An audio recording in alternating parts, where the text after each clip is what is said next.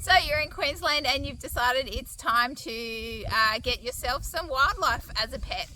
We sell, what do we sell? We sell turtles, we sell blue tongues, we sell dragons, we sell snakes.